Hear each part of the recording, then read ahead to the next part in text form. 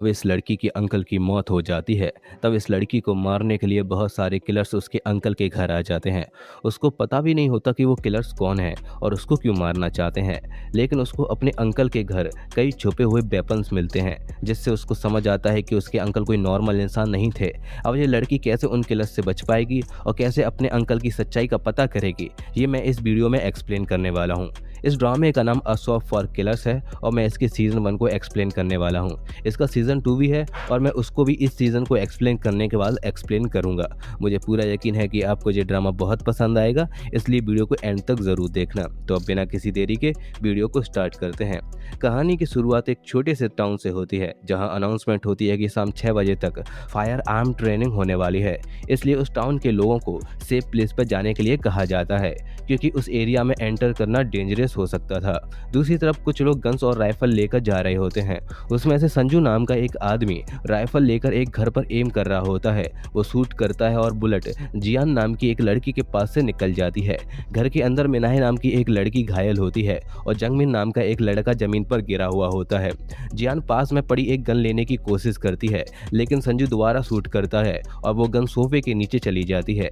जियान को अपने अंकल जिनमैन की बात याद आती है। जिनमैन ने उसे बताया था कि बुलेट से बचने के लिए ब्लाइंड स्पॉट्स का यूज करना चाहिए। जियान ग्लास के पीसेस को झाड़ू पर लगाकर गोली की डायरेक्शन फिगर आउट करती है। उसे पता चलता है कि गोलियां लेफ्ट साइड से आ रही है। वो फ्रिज के ऊपर चढ़ जाती है और चांस मिलते ही जंप कर देती है, जबकि गोली उसके ऊपर से निकल जाती है और वो बाल बाल बचती है। लेकिन जब वो उस गन को सोफे के नीचे से निकाल रही होती है, तभी उसको उस सोफे में छुपी हुई एक राइफल मिलती है, जो कि उसके अंकल जिनमैन की होती है। वो उस राइफल से संजू पर शूट कर देती है। इसके बाद स्टोरी पास्ट में चली जाती है। जियान को एक आदमी को पीटने के केस में पुलिस स्टेशन बुलाया गया था। सीसीटीवी में पता चलता है कि वो आदमी गर्ल्स वॉशरूम में घुस गया था, इसलिए जियान ने उसकी पिटाई की थी। पुलिस जियान को अपने किसी गार्डियन को बुलाने के लिए कहती है।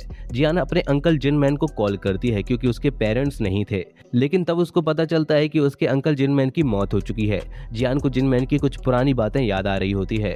जब जियान जिनमैन की डेड बॉडी देखती है तो उसके गले पर चाकू का निशान नोटिस करती है। हालांकि पुलिस इसे सुसाइड केस बताती है, लेकिन जियान को डाउट होता है। तभी वो जिनमैन के हाथ पर एक अजीब टैटू देखती है। बाद में जंगमिन नाम का एक लड़का जियान से मिलने के लिए आता है। वो उसके अंकल का पड़ोसी होता है और वो बताता है कि जिनमैन से कांटेक्ट करने वाला वो लास्ट पर्सन था। फ्यूनरल के टाइम जिनमैन के फ्रेंड्स उसके बारे में बात कर रहे होते हैं। किसी को समझ नहीं आता कि उसने सुसाइड क्यों किया था। कुछ लोग कह रहे होते हैं कि जिनमैन कर्जे में था, जबकि एक आदमी बताता है कि जिनमैन पहले एक गैंगस्टर था। हालांकि ये बस एक रूमर था। जियान को रियलाइज होता है कि वो 10 साल से जिनमैन के साथ रह रही थी, लेकिन फिर भी वो अपने अंकल के बारे में कुछ नहीं जानती।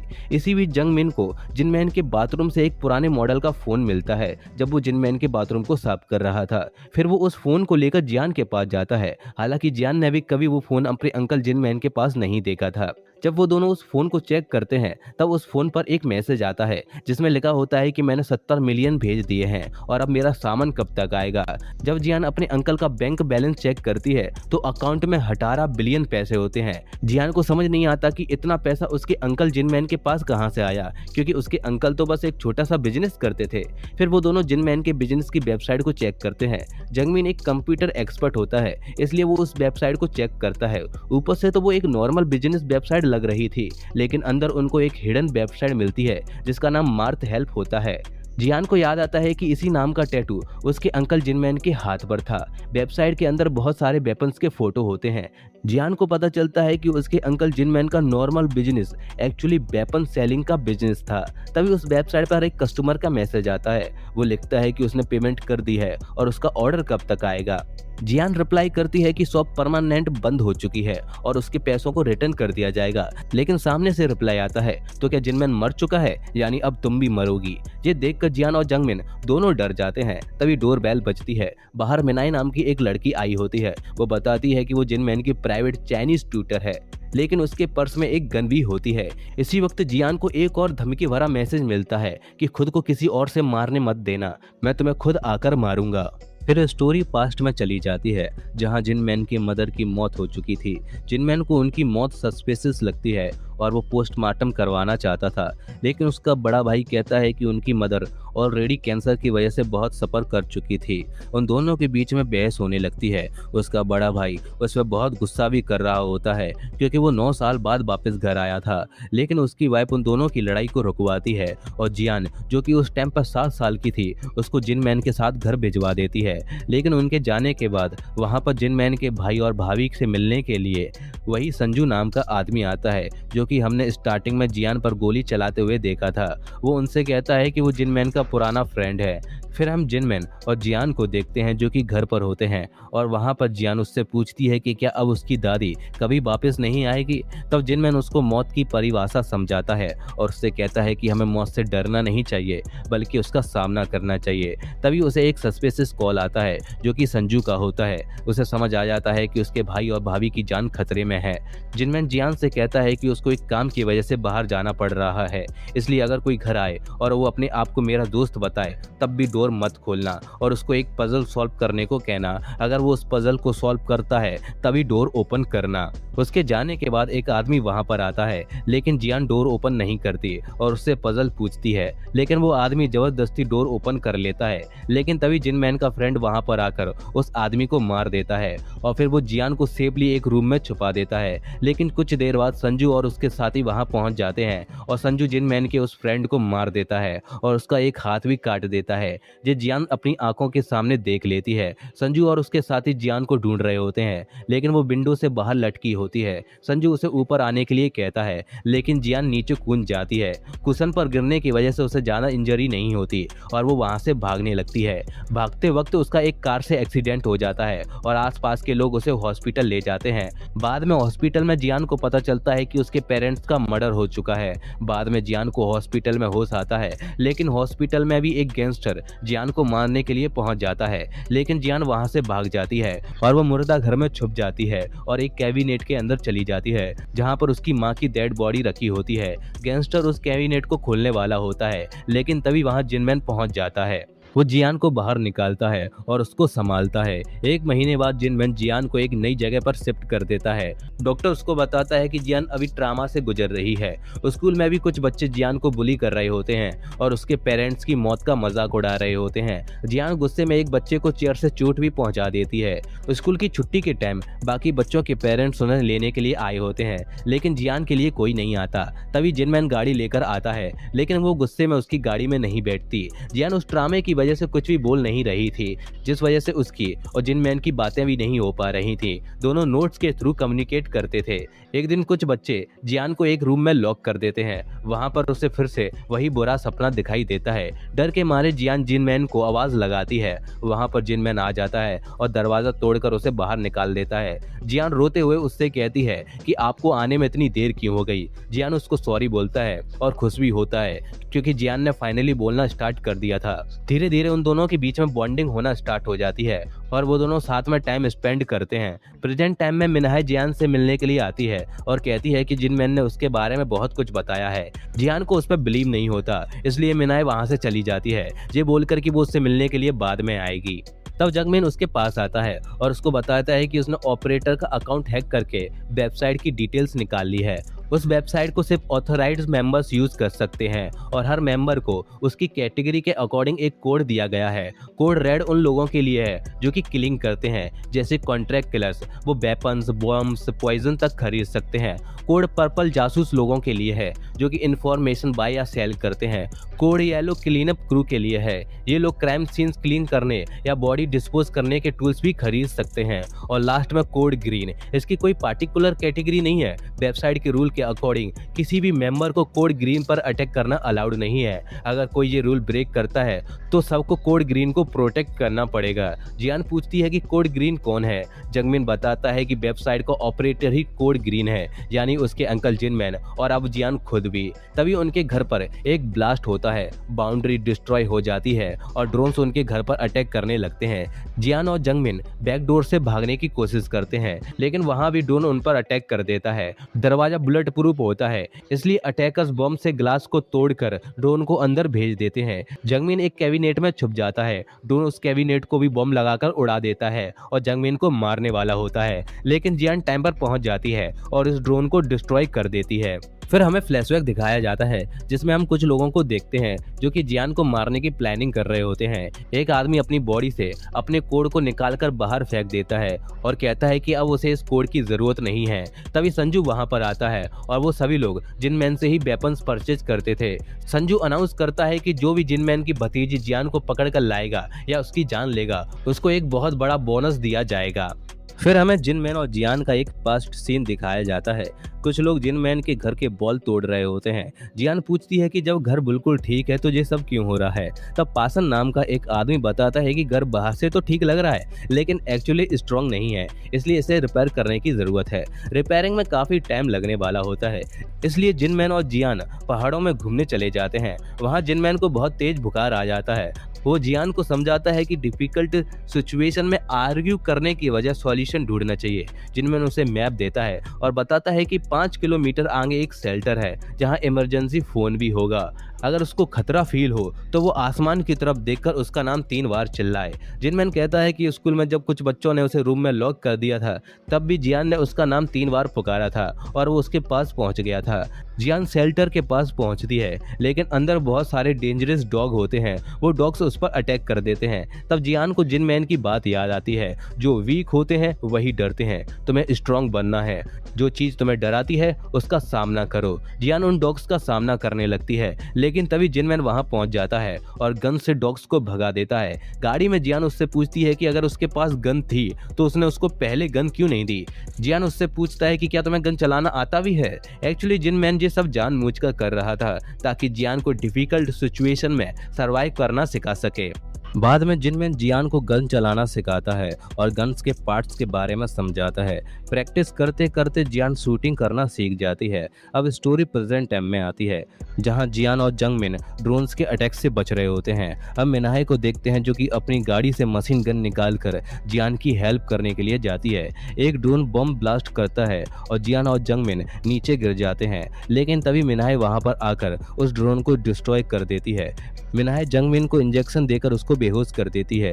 जियान उससे फाइट करने की कोशिश करती है, लेकिन मिनाहे उसको इजीली हरा देती है। मिनाहे जियान के फोरआर्म का कोड स्कैन करती है और तब उसको पता चलता है कि जियान कोड ग्रीन है। वो जियान से कहती है कि तुम जिनमैन से बिल्कुल अपोजिट हो, क्योंकि तुम बिना सोचे समझे मूव करती हो। तुम्हें अपने अंकल की तरह सोच समझ कर मूव करना सीखना होगा। तभी एक बुलेट उनके पास निकलती है। मिनाहे जियान को किक मार के नीचे गिरा देती है, उसको गोलियों से बचाने के लिए। जियान उससे पूछती है कि वो एक्चुअली है कौन। मिनाहे बताती है कि वो उससे लड़ने नहीं बल्कि उसको प्रोटेक्ट करने आई है। वो उसको बताती है कि जियान के फोरआर्म में एक कोड इम्प्लांट किया गया है। जियान और जिनमैन दोनों कोड ग्रीन है और जिन लोगों के पास ये कोड होता है तब बाकी कोड्स वालों की रिस्पॉन्सिबिलिटी होती है कि बाकी लोग उन्हें प्रोटेक्ट करें। इसी वजह से जब जियान जिनमैन का नाम 3 बार चिल्लाती थी तब सबको पता चल जाता था कि वो डेंजर में है, क्योंकि उसके हाथ में जो कोड था वो जिनमैन के नाम के बोलने पर एक्टिव हो जाता था। दूसरी तरफ संजू और उसके लोग जियान को मारने के लिए अटैक कर रहे होते हैं। मिनाहे स्मोक क्रिएट कर देती है जिससे संजू कुछ देख नहीं पाता। वो स्मोक क्लियर करने के लिए ड्रोन्स भेजता है, लेकिन मिनाहे उसको भी डिस्ट्रॉय कर देती है। संजू और उसके साथियों को मिनाहे के बारे में पता चल जाता है। उसके साथी संजू से कहते हैं कि मिनाहे एस क्लास से है और उसके पास रेड और पर्पल कोड दोनों है, इसलिए उसे मारना बहुत रिस्की है। फिर हमें वही सीन दिखाया जाता है जिसको हमने स्टोरी की स्टार्टिंग में देखा था। जियान को सोफे के नीचे से जिनमैन की छुपाई हुई राइफल मिलती है। मिनाहे जिनाए को राइफल चलाना समझाती है। जियान संजू पर शूट कर देती है, लेकिन संजू उसकी गोली से बाल बाल बचता है। जंगमिन को भी होश आ जाता है, लेकिन उस पर एक आदमी अटैक करता है, लेकिन मिनाहे उसको शूट कर देती है। मिनाहे उनसे कहती है कि अब उनके पास ज्यादा टाइम नहीं है। वो जियान और जंगमिन को स्टोर रूम की तरफ जाने को कहती है जहां जिनमैन काम करता था। मिनाहे जियान को बताती है कि उसने जिनमैन से प्रॉमिस किया था कि वो उसको प्रोटेक्ट करेगी। जियान उससे कहती है कि उसे उसकी बात पर यकीन क्यों करना चाहिए, हो सकता है कि वो उसको धोखा दे रही है। मिनाहे उससे कहती है कि क्या तुम नहीं जानना चाहती कि असल में तुम्हारे अंकल जिनमैन थे कौन।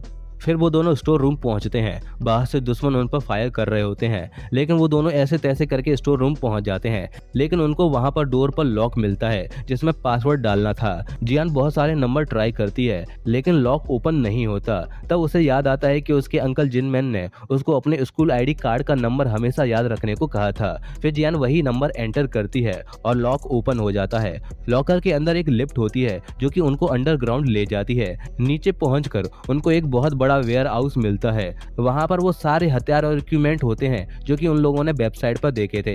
यानी यही वो शॉप होती है जिस पर जिनमैन क्लस के लिए हथियार बेचता था। तभी मास्क पहना हुआ एक लड़का वहां पर आता है जो कि जियान और जंगमिन पर गन पॉइंट करता है। जियान उससे पूछती है कि वो कौन है। तब वो लड़का उससे कहता है कि मैं तुम्हें जानता हूँ, मेरा नाम ब्रदर है। वही मिनाहे बेसमेंट में घुस रहे गुंडों को एक एक करके उनको शूट करके मार देती है। सिर्फ उनका लीडर बचता है जिसमें मिनाहे पॉइजन इंसर्ट कर देती है। दूसरी तरफ जियान उस ब्रदर नाम के लड़के से उस गन को छीन लेती है और उसको पकड़कर उसका मास्क हटाकर उसका फेस देख लेती है। फिर जियान और जिनमैन को एक सीसीटीवी रूम मिलता है। वहां पर उनको पता चलता है कि उनके उस घर पर हर जगह कैमरा लगे हुए हैं और उनको समझ आता है कि उन लोगों पर काफी टाइम से नजर रखी जा रही थी। ब्रदर जियान को वार्न करता है कि तुम इस लड़के जनमिन पर ट्रस्ट मत करो, लेकिन जनमिन जियान से उसकी बात को इग्नोर करने के लिए कहता है। बाद में ब्रदर जंगमिन को बेहोश कर देता है और जियान को एक जगह पर फंसा देता है जहां पर उसको एक गाइड बुक मिलती है। उस बुक में लिखा होता है कि जिनमैन की मौत के बाद मार्थ हेल्प वेबसाइट ऑटोमेटिकली जियान की हो जाएगी और उसे अपनी रिस्पॉन्सिबिलिटी संभालनी होगी। ब्रदर जियान को समझाता है कि वो असल में उसको प्रोटेक्ट कर रहा है और वो उसके अंकल जिनमैन के लिए काम करता है। फिर ब्रदर जियान को उस जगह से बाहर निकालता है और कहता है कि हमें मिनाही की मदद करनी होगी क्योंकि उसकी गोलियां खत्म हो गई हैं और उसको हमारी मदद की जरूरत है। जियान उसको पहले जंगमैन को छोड़ने के लिए कहती है लेकिन ब्रदर मना कर देता है। वो बताता है कि जिनमैन की मौत के पीछे जंगमिन का हाथ है, लेकिन जंगमिन जियान को उसकी बात पर यकीन करने से मना करता है। लेकिन ब्रदर जियान को एक वीडियो फाइल ओपन करने के लिए कहता है जिसमें जिनमैन की मौत का सच होता है, लेकिन जंगमिन उसे वीडियो ओपन करने से रोकता है, ये बोलकर कि शायद उस वीडियो को ओपन करते ही यहाँ का कोई सिस्टम चालू हो जाएगा जिससे वो गुंडे अंदर आ सकते हैं। जियान को बिल्कुल समझ नहीं आ रहा होता कि उसे किस पर ट्रस्ट करना चाहिए, ब्रदर पर या जंगमिन पर। तब उसे अपने अंकल जिनमैन की बात याद आती है कि हर डिसीजन की रिस्पॉन्सिबिलिटी उसको खुद ही लेनी पड़ेगी, इसलिए उसको हमेशा डिसीजन लेने से पहले सोचना समझना चाहिए। ये याद करके जियान पहले ब्रदर को मिनाहे के पास भेज देता है उसको गोलियां देने के लिए। फिर ब्रदर मिनाहे के पास गोलियां लेकर जाता है। मिनाहे उसको पहचान जाती है और उससे कहती है कि वो बहुत बड़ा हो गया है, यानी वो दोनों एक दूसरे को बहुत पहले से जानते हैं। उधर जियान जंगमिन को खोल देती है और जंगमिन उसको गले लगा लेता है और उसको थैंक यू बोलता है उस पर ट्रस्ट करने के लिए। लेकिन तभी वो जियान को एक बेहोशी वाला इंजेक्शन लगा देता है और उसके कान में धीरे से बोलता है कि उसने ही उसके अंकल जिनमैन को मारा था। फिर हमें पास्ट का सीन दिखाया जाता है। हम जंगमिन को देखते हैं जो कि पहली बार जिनमैन के पास आता है और वो बताता है कि उसे पता चला है कि जिनमैन को एक हेल्पर की ज़रूरत है। साथ ही वो ये भी कहता है कि वो बचपन में जियान के साथ स्कूल में पढ़ता था। फिर स्टोरी प्रेजेंट में आती है जहाँ जंगमिन ने जियान को इंजेक्शन देकर बेहोश कर दिया था। वो किसी को फ़ोन पर बताता है कि उसने जियान को पकड़ लिया है और अब वो उस मार्थ हेल्प वाली उस वेबसाइट के सोर्स कोड को एक्टिव कर सकता है। इससे क्लियर हो जाता है कि जंगमिन किसी और के लिए काम कर रहा था। फोन पर उसे जियान को मारने का ऑर्डर मिलता है। जंगमिन जियान को गन पॉइंट पर लेता है। जियान को होश आता है और वो उससे पूछती है कि उसने ये सब क्यों किया। फिर जंगमिन उसको बेबीलोन नाम की एक ऑर्गेनाइजेशन के बारे में बताता है। हमें पास्ट की स्टोरी दिखाई जाती है जिसमें बेबीलोन के लोग जंगमिन और उसके एक फ्रेंड को किडनैप कर लेते हैं और उनसे जिनमैन की उस मार्थ हेल्प वेबसाइट के सोर्स को ट्रैक करवाते हैं। जंगमिन उस वेबसाइट के सोर्स कोड को पहले ट्रैक कर लेता है, इसलिए बेबीलोन के लोग उसके फ्रेंड को गोली मार देते हैं। वहां पर बेबीलोन का बॉस आता है, उसका नाम योहान होता है और वो उसको जिनमैन के पास जाकर उसकी वेबसाइट को हैक करने को कहता है। इसके बाद जंगमिन जिनमैन के वेयर हाउस में काम करना स्टार्ट करता है। वो जिनमैन के कंप्यूटर में पेन ड्राइव इंसर्ट करके उसके सिस्टम को अपने कंप्यूटर से कनेक्ट कर लेता है। इससे उसे मार्थ हेल्प वेबसाइट का आईडी और पासवर्ड मिल जाता है। लेकिन जिनमैन ऑलरेडी काफी स्मार्ट था, उसने वेयर हाउस और घर के आसपास कैमरा लगा रखे थे, इसलिए वो जंगमिन की हर एक्टिविटी पर नजर रख रहा था। जंगमिन जब मार्थ हेल्प एक्सेस करता है तब उसे वेबसाइट का पूरा सिस्टम और वेपन की लिस्ट दिखने लगती है। तभी योंग हान उसको मैसेज करता है कि उसने बहुत अच्छा काम किया है। लेकिन फिर जिन मैन को जंगमिन की सच्चाई के बारे में पता चल जाता है और वो उसको पकड़ लेता है। लेकिन जब जिन मैन उसको मारने वाला होता है तभी वो उसको अपने फ़ोन में एक रिकॉर्डिंग सुनाता है जिसमें जियान जिन मैन को हेल्प के लिए बुला रही थी। जंगमिन जिन मैन को बताता है कि अगर उसने उसको मार दिया तो वो कभी भी जियान को नहीं ढूंढ पाएगा। हालांकि वो रिकॉर्डिंग फेक होती है, लेकिन इसके बारे में जिन मैन को नहीं पता होता। जिन मैन जियान को बचाने के लिए जंगमिन की कंडीशन मान लेता है और उसको आज़ाद कर देता है। जंगमिन उसको योंग हान के बोलने पर मारने वाला था, लेकिन जिन मैन उससे कहता है कि उसको ऐसा करने की ज़रूरत नहीं है और फिर वो खुद बाथरूम की तरफ चला जाता है। और कुछ देर बाद जंगमिन को जिन मैन की डेड बॉडी मिलती है। जिन मैन ने जियान को बचाने के लिए खुद की जान दे दी थी। पार्ट सीन खत्म होता है और जंगमिन जियोन को ये सब बताता है। जियोन ये सब जानकर बहुत रोने लगती है। जियोन जंगमिन से कहती है कि वो खुद भी सेफ नहीं है, बेबीलोन अपना काम निकलवाने के बाद उसको भी मार देगी।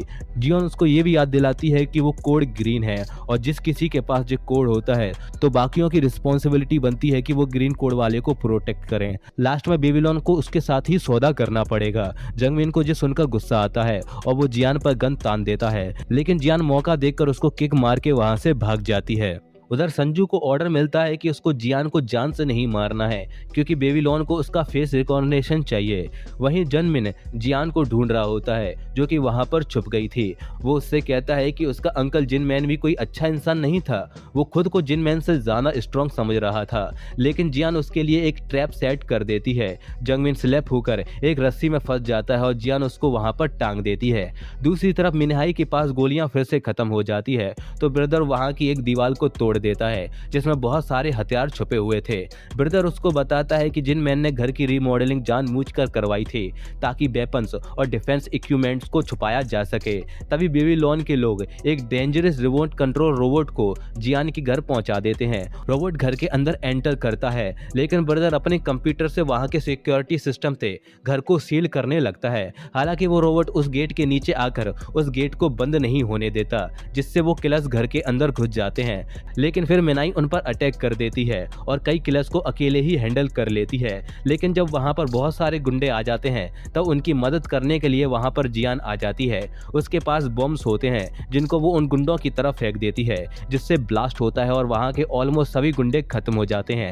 लेकिन एक गुंडा फिर भी जिंदा बच जाता है। वो जियान को पकड़ लेता है और उसको मारने वाला होता है, लेकिन तभी वहां पासन नाम का एक आदमी पहुंच जाता है और वो उस गुंडे को खत्म करके जियान की जान बचा लेता है। पासन को हमने पहले भी देखा था, उसने जिन मैन के घर को रीडिजाइन किया था और जियान भी उसको अच्छे से जानती थी। जियान पासन को देखकर बहुत खुश होती है और उसको गले लगा लेती है, लेकिन पासन जियान से कहता है कि हमें यहाँ से जल्दी से निकलना होगा क्योंकि बेल यहीं पर आ रहा है। जियान उससे पूछती है कि बेल कौन है। पासन बताता है कि बेल वही आदमी है जिसने उसके पेरेंट्स को मारा था। जिस सुनकर जियान शॉक हो जाती है और फिर हम बेल को देखते हैं जो कि बेबीलोन के हेडक्वार्टर में होता है, जिससे हमें पता चलता है कि बेल बेबीलोन में ही काम करता है।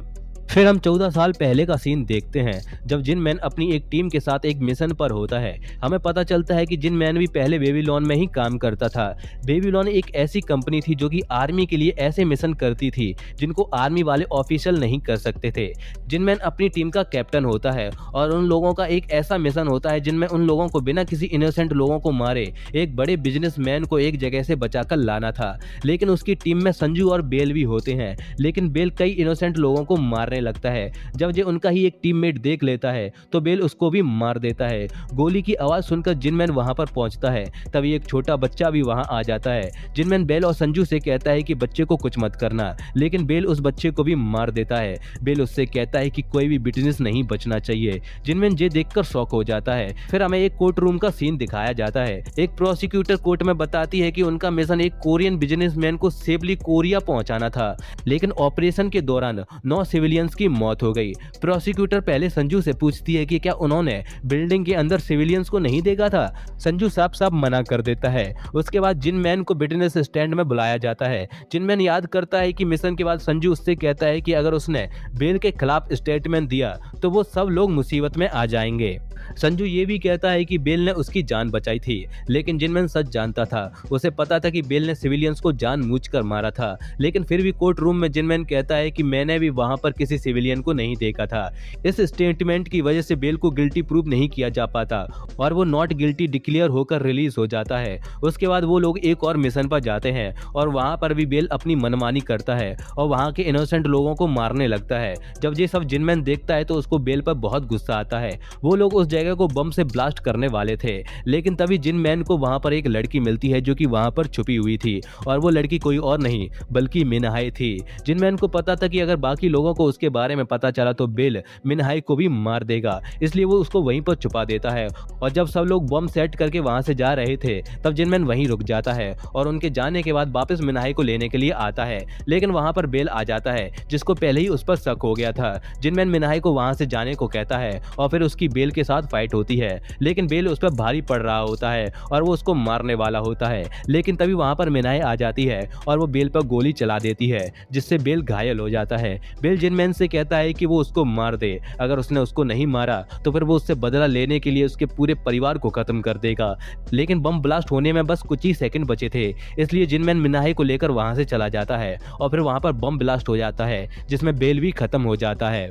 उसके बाद जिनमैन अपनी जॉब छोड़ देता है। योंग हान उससे बेल के बारे में पूछता है तो जिनमैन एक झूठी स्टोरी बनाता है कि बेल उसकी मदद कर रहा था जिसकी वजह से वो बिल्डिंग से बाहर नहीं निकल पाया।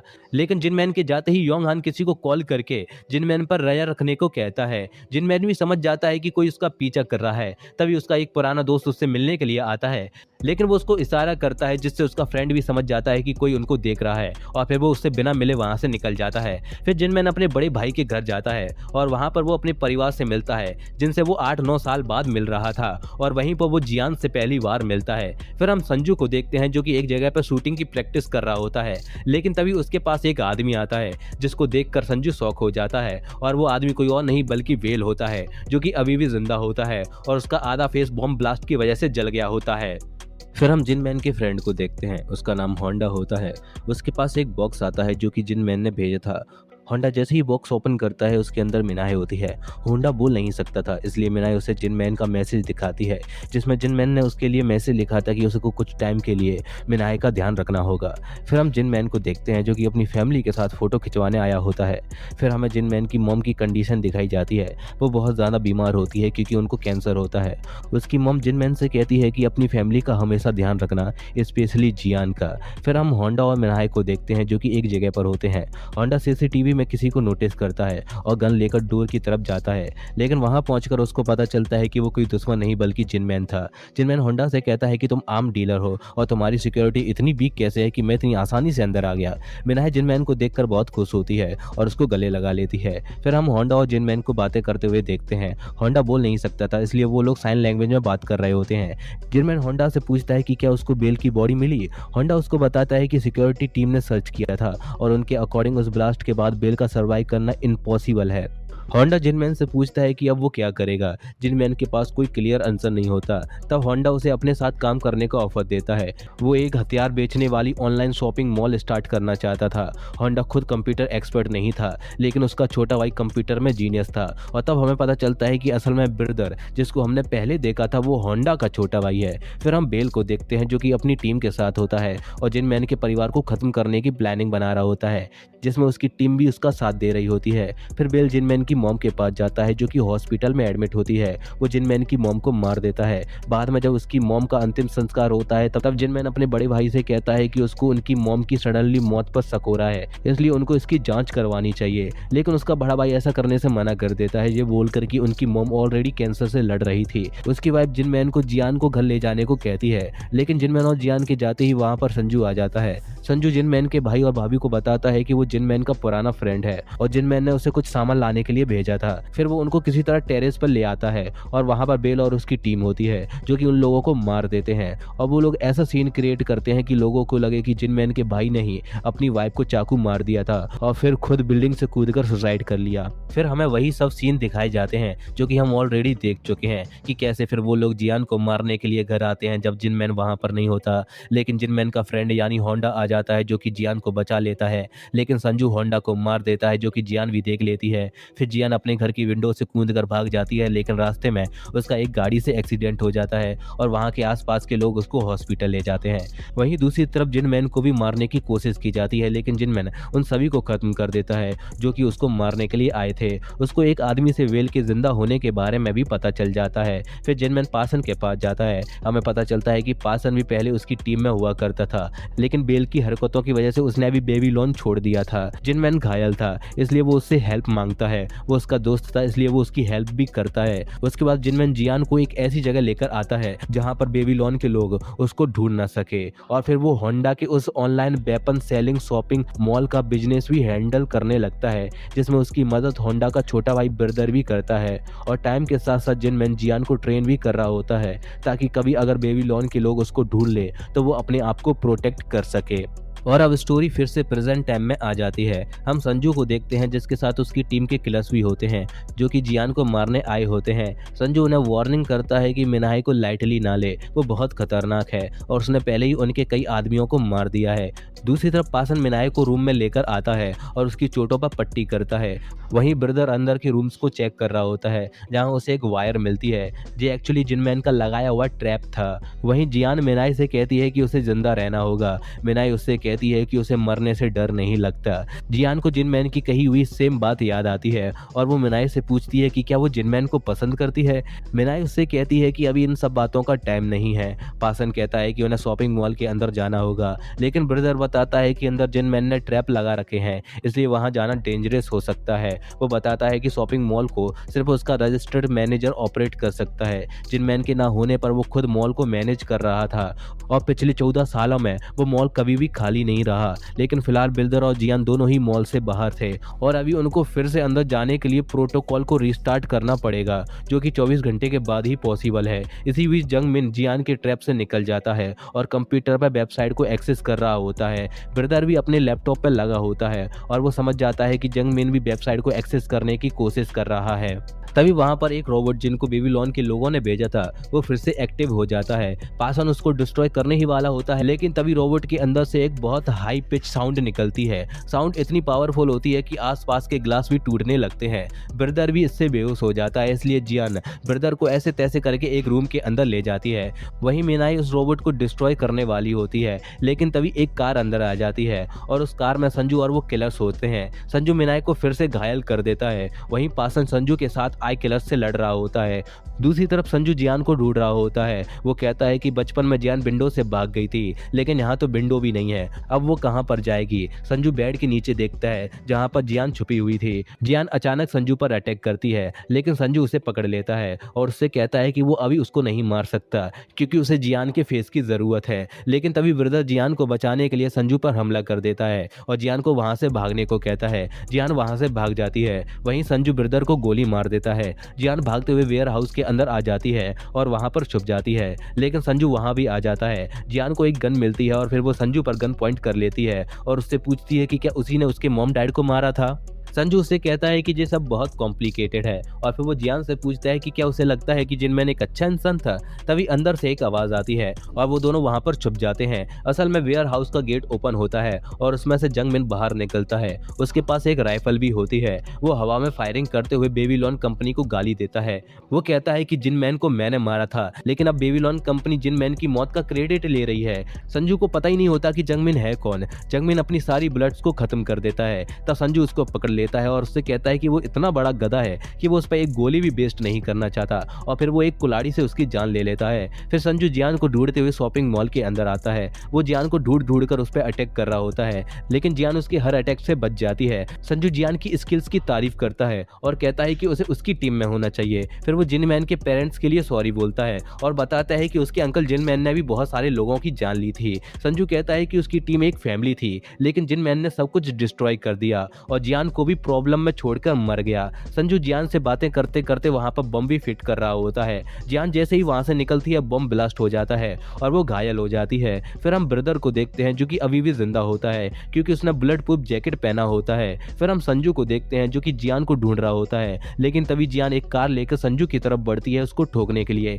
लेकिन संजू जंप करके बच जाता है और तभी एक बम ब्लास्ट होता है और संजू दूर जाकर गिरता है और तभी उसके ऊपर पेट्रोल गिर जाता है। जियान गन लेकर संजू के सामने सामने खड़ी हो जाती है और फिर जियान गोली चलाकर उस पेट्रोल में आग लगा देती है, जिससे संजू भी जलने लगता है। लेकिन तभी वहां पर पानी गिरने लगता है और वो आग बुझ जाती है। फिर संजू जियान को मारने के लिए आता है, लेकिन जियान उसको गोली मार देती है, जो उसका पहला मर्डर होता है जो कि उसने किया होता है। फिर वहां पर ब्रदर आता है, लेकिन तभी वो लोग देखते हैं कि वहां पर बहुत सारे लोग जियान और उसके साथियों को मारने के लिए आ रहे थे, क्योंकि जियान के साथ साथ जियान के बाकी साथियों पर भी पैसों की बाउंड्री लग चुकी थी और वो लोग पैसों के लिए उनको मारने के लिए आ रहे थे। मोस्टली लोग वही थे जो कि जिन मैन के साथ बिजनेस करते थे।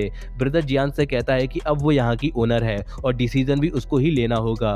पासन और मिनाही को भी पता चल जाता है कि और लोग आ रहे हैं, इसलिए वो दोनों गन लेकर रेडी हो जाते हैं। वो किलर शॉपिंग मॉल के अंदर आते हैं, लेकिन जियान माइक में अनाउंसमेंट करती है और बताती है कि वो मार्थ हेल्प की न्यू ओनर है। जियान कहती है कि वो उनको एक गिफ्ट देना चाहती है। तब ब्रदर उनके सामने आता है और अपने बैग से संजू का सिर निकालता है। जियान उन लोगों को बताती है कि उसने ही संजू को मारा है। जियान उनके साथ एक डील करती है। वो कहती है कि अगर सब लोग यहाँ से चले जाते हैं तो वो उन्हें कुछ नहीं करेगी। बेबी लोन जितना पैसा उन्हें देने वाला था वो सारे पैसे जियान उनको देगी, और जिस तरह वो जिन मैन के साथ बिजनेस करते थे वैसे ही अब वो उनके साथ बिजनेस करेगी और साथ में उनको डिस्काउंट भी मिलेगा।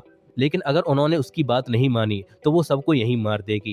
ये सुनने के बाद सारे किलर्स वहां से चले जाते हैं। जियान घर के बाहर निकलती है और वो बहुत ज़्यादा थक चुकी होती है। वो वहां पर रोने लगती है, लेकिन तभी सामने से एक बस आती है। उसको लगता है कि उसमें भी किलर्स हैं, तो वो गुस्से में बस की तरफ भागती है और उनकी तरफ गन पॉइंट कर लेती है। बस में से एक आदमी बाहर निकलता है और उससे कहता है कि वो उसका दुश्मन नहीं बल्कि दोस्त है। वो आदमी बताता है कि वो कोड येलो है और वो लोग क्लीनिंग का काम करते हैं और वो यहाँ पर उसके घर की क्लीनिंग के लिए आए थे। फिर हम देखते हैं कि वो लोग जियान के घर को पहले जैसा रिपेयर कर रहे होते हैं, लेकिन तभी एक आदमी जियान को बताता है कि उनके घर की तरफ कोई आ रहा है। तब वो लोग वहां पर एक टैक्सी को आते हुए देखते हैं और उस टैक्सी का दरवाजा खुलता है और उसमें से जिनमैन बाहर निकलता है, यानी जिनमैन अभी भी जिंदा था। जियान उसको देखकर सरप्राइज हो जाती है और फिर वो दोनों एक दूसरे की तरफ देखकर स्माइल करते हैं। और इसी के साथ असॉफ और किलर का सीजन 1 यहीं खत्म हो जाता है। इसका सीजन 2 ऑलरेडी आ चुका है और उसको भी मैं जल्द ही एक्सप्लेन करके अपलोड करूंगा। अगर आपको मेरा ये एक्सप्लेन पसंद आया हो तो प्लीज़ मेरी इस वीडियो को लाइक करके कमेंट ज़रूर करना, और अगर आप मेरे इस छोटे से चैनल पर नए हो तो प्लीज़ इस चैनल को सब्सक्राइब करके मेरी इस फैमिली का पार्ट भी जरूर बनिएगा। मैं मिलता हूँ आपसे नेक्स्ट वीडियो में, तब तक के लिए टाटा बाय बाय।